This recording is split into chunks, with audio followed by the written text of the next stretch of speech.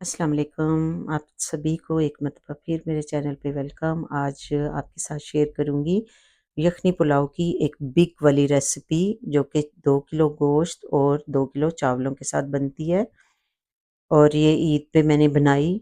बहुत ही मज़े की बनी, ऑथेंटिक ओरिजिनल यखनी पुलाव की रेसिपी। तो आइए आपके साथ इस रेसिपी को शेयर करते हैं। यहाँ पे गोश्त धो के स्टेन करके देचके में डाल लिया।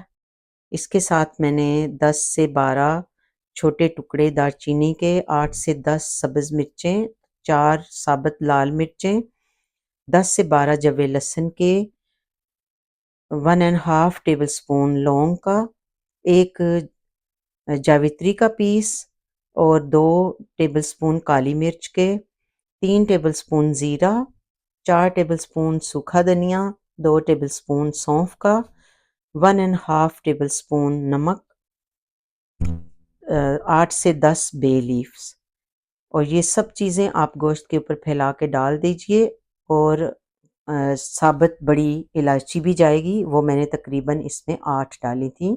और इसको शुरू में आपको ज़रा फुल आंच पे रखना पड़ेगा और इसको ढक्कन ढांक के, तो यूं ही गर्म होने लगे और स्टीम आने लगे तो आपने आंच को बिल्कुल हल्का कर देना है। अब यहाँ पे मुझे अपनी माँ की बड़ी याद आई, क्योंकि मैंने अपने मेन्यू में चूज़ किया पसंदों को, तो मुझे याद आया कि जब मैं ईयर 8 में पढ़ती थी तो मेरी अम्मी ने खानादारी के एग्ज़ाम में मेरे लिए पसंदों की रेसिपी चूज़ की कि आप ये रेसिपी बनाओ। मैंने अपनी अम्मी की पसंदों की वो रेसिपी जब बनाई तो मेरी टीचर्स को वो माशाल्लाह बहुत ही पसंद आई और उन्होंने मुझे फुल मार्क्स दिए और वो सारे पसंदे जो है ना मेरी टीचर्स ने खाए।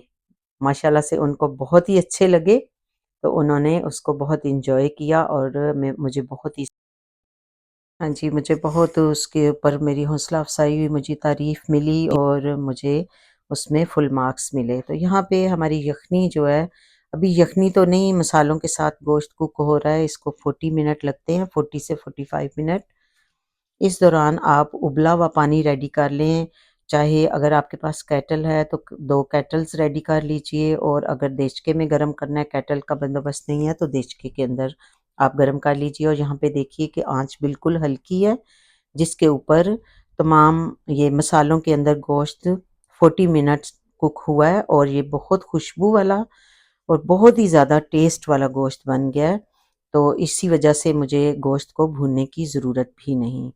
तो यहाँ पे अब गोश्त जो है वो रेडी है, ताकि इसको पानी इसमें डाल दिया जाए और यखनी बन जाए।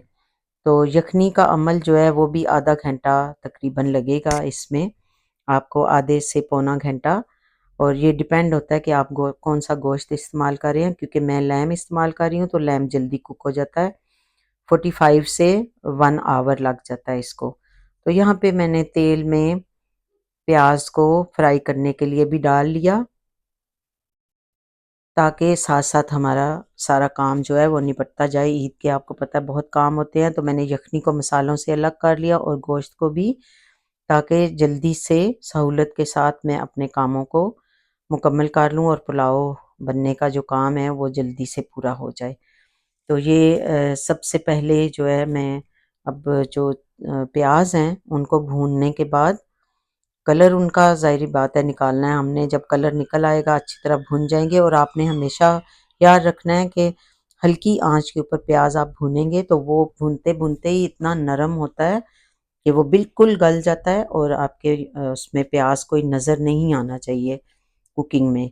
ये अच्छी कुकिंग की निशानी है कि अदरक लहसुन प्याज जो है वो बिल्कुल घुल मिल जाए आपकी चावलों के अंदर, या अगर आपने हंडिया बनाई है तो आपके उसमें शोरबे या सब्जी कुछ भी है, एनीवे प्याज वगैरह नज़र नहीं आना चाहिए।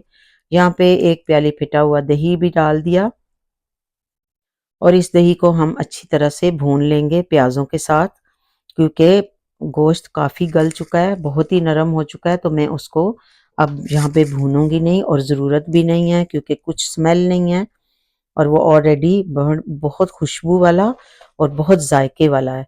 तो बस मैं इसमें गोश्त को शामिल कर दूंगी और साथ ही स्टेन किए हुए चावल भी डाल लूंगी। तो आप जब इस रेसिपी को स्टेप बाय स्टेप फॉलो करेंगे तो आप देखेंगे कि आपको कितनी सहूलत रहती है गोश्त के मामले में। मैं जब से कुकिंग रेसिपीज़ डाल रही हूँ, मैंने हमेशा आपको बताया कि मैं गोश्त जो है वो बगैर पानी के पकाती हूँ।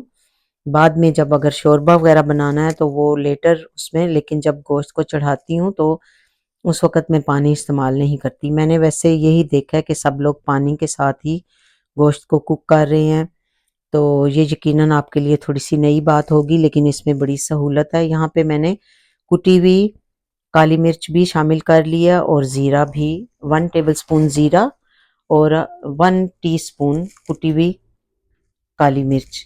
और ये ताज़ा अगर आप इसको पीस के डालें तो ये बहुत ही अच्छा जायका देगी। अब इतनी ही मिकदार में हम उस वक़्त डालेंगे चावलों के ऊपर जब बिल्कुल दम होने के करीब हो जाएँगे, ताकि ताज़ी सी खुशबू ज़ीरे की और काली मिर्च की और टेस्ट आए। अब यहाँ पे यखनी भी शामिल कर दी है और यखनी आपने अपने चावलों की, आपके जिस तरह के चावल हैं उस हिसाब से आपने यखनी उसमें डालनी है। अगर तो पुराना बासमती है तो फिर आपको थोड़ी यखनी ज़्यादा डालनी पड़ेगी, और अगर ज़ाहिर-सी बात है पुलाव, बिरयानी वग़ैरह के लिए चावल बहुत अच्छा और पुराना होना चाहिए। और इसी लेवल के ऊपर आपको नमक भी टेस्ट कर लेना चाहिए। नमक थोड़ा-सा निकला हुआ हो, क्योंकि जब वो चावल फूलेंगे और उस वक़्त वो नमक थोड़ा-सा कम हो जाता है। लेकिन ये भी डिपेंड है कि आपके घर में नमक कितना खाया जाता है और आप कितना इस्तेमाल करते हैं। तो यहाँ पे हमारा पुलाव जो है वो बिल्कुल रेडी होने के करीब है। फिर हम इसके ऊपर काली मिर्च और ज़ीरे का भी थोड़ा-सा छिड़काव करेंगे, ताकि ताज़ी सी खुशबू आए काली मिर्च की और ज़ीरे की।